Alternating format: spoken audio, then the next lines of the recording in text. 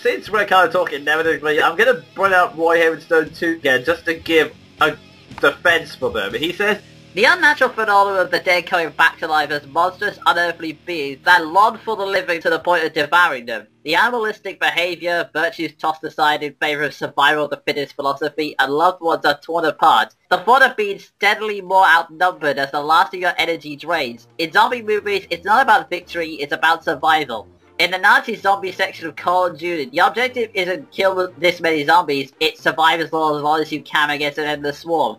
In that way, it brings us back to a more primitive time, when the only advantage we had over wild beasts of nature was our brains, which coincidentally is any good zombie's meal of choice." The thing is, though, those situations in which it's impossible to defeat them all, they can't happen. As of Crack's article, that's why I can't take them seriously. That takes their entire advantage away. So, I just can't really take them seriously. Also, even if it did happen, pretty much everyone knows their weaknesses by now. Shoot them in the head or just run away. I think that's the big problem to kind of become more of a threat. People have had to take creative liberties with the zombies, like, well, we can just outrun them, they don't move very fast. Okay, we'll make it so that they're superpowered and can run at great speeds and leap over people. But were they ordinary humans before they died? So what? Yeah, and furthermore, there's so many ways to defeat them. I mean, sure, they have superhuman resilience because they're dead, but anything goes down whenever you put it in its face and plaster the walls with its brains, so...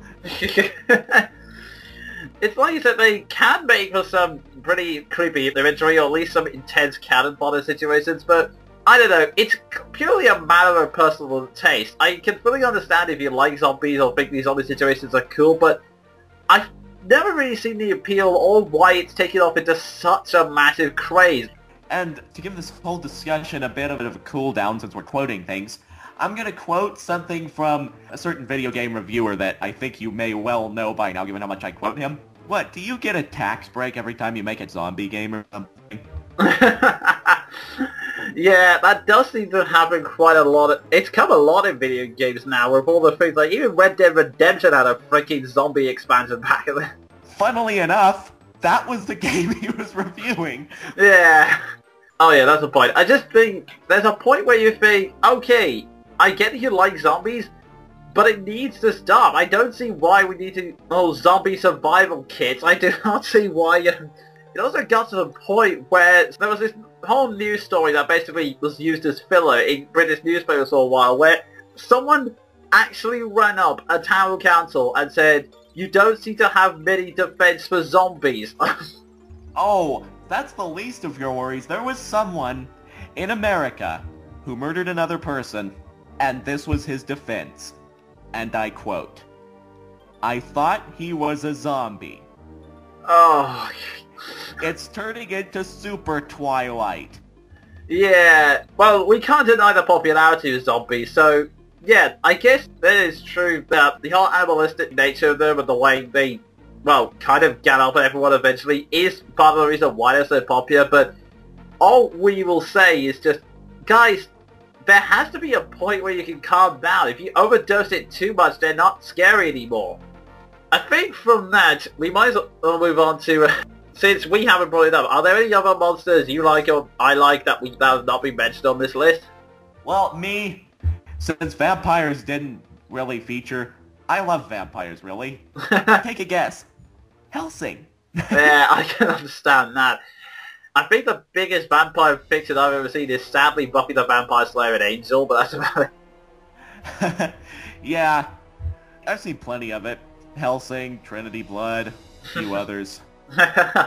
I'm a big connoisseur of it, and like I said, I've even written stories with adaptations of them. Yeah. I've even written a really bad villain that I've since adapted into the Fire Emblem world. I think Jonin knows who I'm talking about. Yeah. Who was originally a vampire, and look at him. Oh my god, how did I ever write him? Just to embarrass Ed a little bit, he actually tried to incorporate him in the Fire Emblem universe when he was still a vampire. Try to get your head around that. Don't remind me! To be fair, I was so dumb that I thought it was the coolest idea ever and drew a manga based on that fight scene, so... Yes, yes you did. You're as guilty as I am. Totally. Shifty look, shifty look.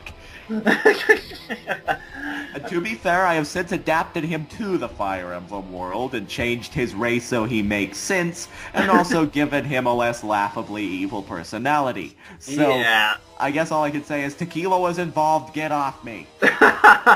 Wait, weren't you underage? That's my excuse, and I'm sticking to it. I totally wasn't just a really shitty writer back then. Oh dear. But yeah, vampires are pretty cool, although I think, like you said, that the demons, it's kind of hard to talk about vampires since there have been so many different versions of them. Yeah. Good God, manga's gone to town on them. There's Twilight. Good God, why is there Twilight? And hell, even books and TV series have gone to town on them, so there's not really any way to talk about them in specifics. I mean, yeah, hell, I've gone to town on them. Yeah, in fact, same here. I'm currently writing a vampire story myself, and I've already entertained considerable elements. Like, the whole in sunlight thing is always a bugger when you're trying to write something, so... Yeah, there's no real way to talk about vampires in specifics.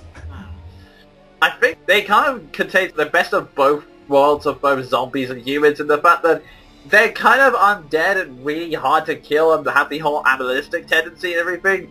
But they also have human intelligence and thus can also be charismatic as well. All good guys. Yeah, well, I mentioned Helsing, but Alucard is kind of a dick, so... That's also the main weakness of vampires, in the fact that there's been so many different adaptations of them that sometimes you just can't take them seriously. Yeah, kind of like zombies, except a bit less general. On my end, the only monster I can think of we haven't brought up, which I do kind of like talking about, and that's werewolves. Oh yeah, I was going to bring them up. Wait, you did for me. Another sort of far less adaptable I find than vampires, but God help me, I did it. You know how I'm talking about in that really, really big story we talked about last time. Yeah, although it's kind of odd. Werewolves have kind of been adapted so you can kind of take away the transforming element in and out, because sometimes it's terrifying because it's a human who has basically become lost in the werewolf, and they tend to be more of a tragic rabid killer, or sometimes a werewolf is basically just a gigantic furry. That's the best way to describe it. I apologize. Well, it's true, they're anthropomorphic wolves. They're the midway point between man and wolf. Yeah, so... They also have a tendency to be badass, but that's beside the point. Yeah, that is true.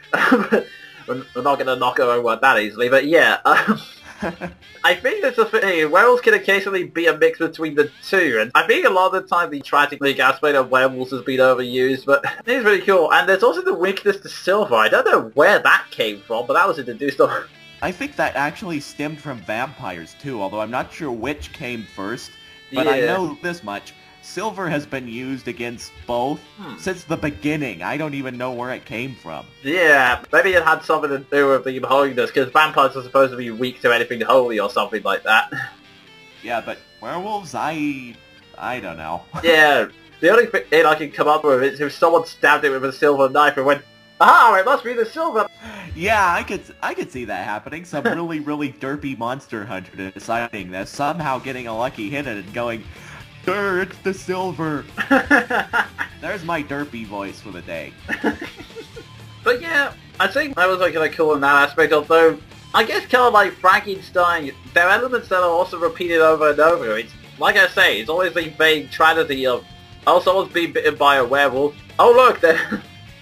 Yeah, so you kind of have to adapt from that because the original can only take it so far. Yeah, and even then, it usually ends with them being cured of the werewolf thing or dying in some brutal...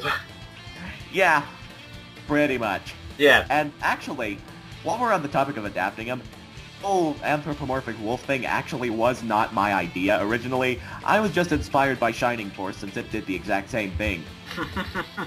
No, that's fair enough. I think a lot of people do that. It's like, okay, you know, make wolf people, and that kind of thing appears in a lot of cultures, like the whole kitsune in Japanese culture, you know, the whole fox transforming into someone else.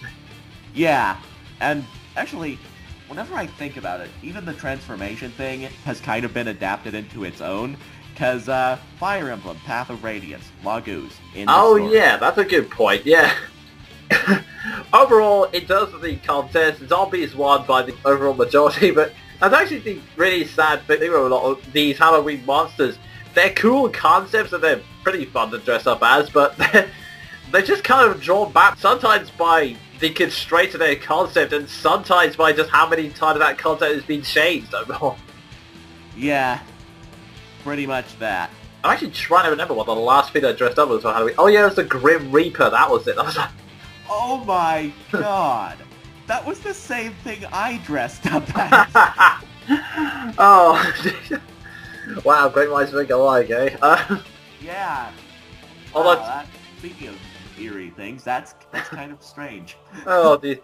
Although, to be fair, I've only ever been to one Halloween party because, just to give you a slight indication of where I live surrounded by 2 farms, neither of which I'm particularly interested in trick-or-treating, so there's absolutely no bloody point in going on with the Halloween.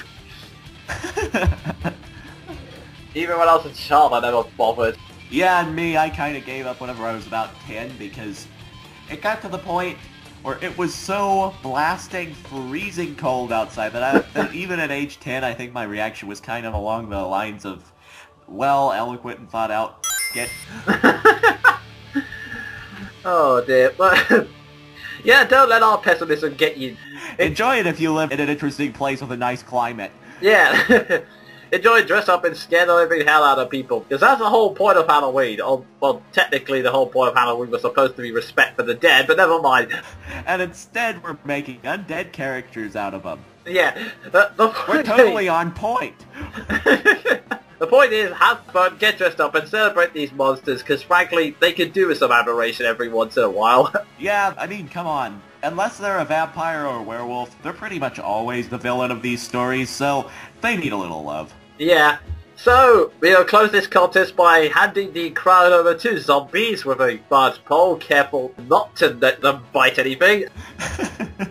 And with that, we'll just have to end it by saying, if you'd like to mention your own favourite monsters or talk about anything else we've brought up in this entire broadcast, please feel free to post something in the comment section. After all, that's what it's there for. And with that, we may as well wrap up this broadcast. So, that was me, the Jelly Monkey.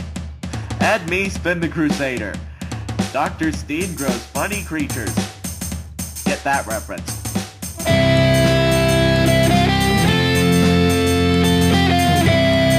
That was Monkey Broadcast, a monthly review and discussion show hosted by the Jolly Monkey and Sven the Crusader. If you feel that you've been the subject of slander or that your copyright has been misused, please PM me and I'll try and get round to fixing it as soon as possible. We also welcome any comments, be it feedback or your own viewpoints on any of the things we've discussed. Until next month, have fun kids!